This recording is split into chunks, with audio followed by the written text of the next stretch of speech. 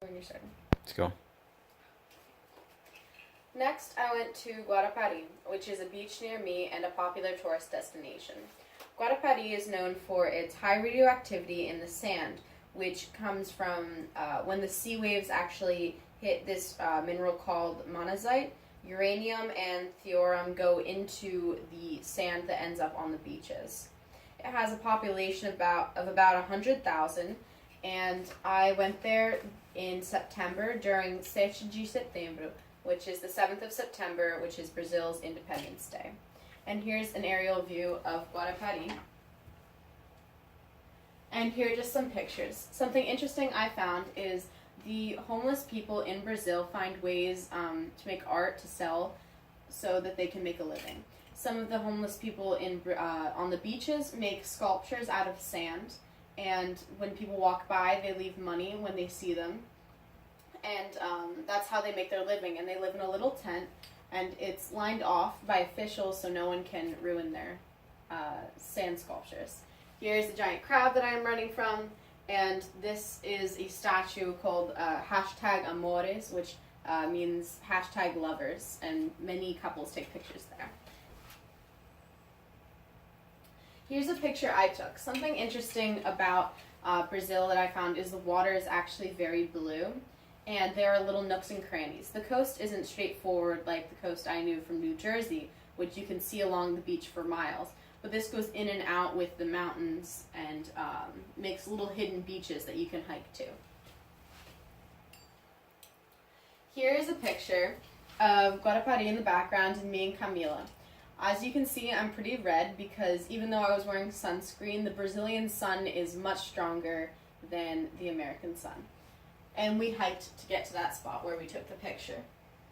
Here's another picture of Guarapari. And me and Camila both enjoy art, so we would walk along the beach for hours just finding seashells and making things out of them, and that's some art that we made. This is when I started to get some homesickness. I started to miss my brother Tyler, which I'm sure you all know on the left. And then I started spending more time with my own brother, Dayan, who was really different from my brother, very macho and interesting kind of guy. He works in a prison, which is very different from my artistic musical brother, but it was something that took getting used to. Once I arrived back from my vacation to Guarapari, I found some things that surprised me. I heard chickens in the car, and I didn't know why. When I opened the trunk of the car, I found these little baby chickens there, which apparently my parents had brought back from their farm to raise them without the other chickens eating them. And I learned a lot of things from my family, one of those being crocheting, while my little cousin Bernardo sat on my legs. Here I was bonding with my first host mother, Eliane, where we were playing in the pools. Something interesting about Brazil is that you can see this pool isn't as big as normally we have in the United States.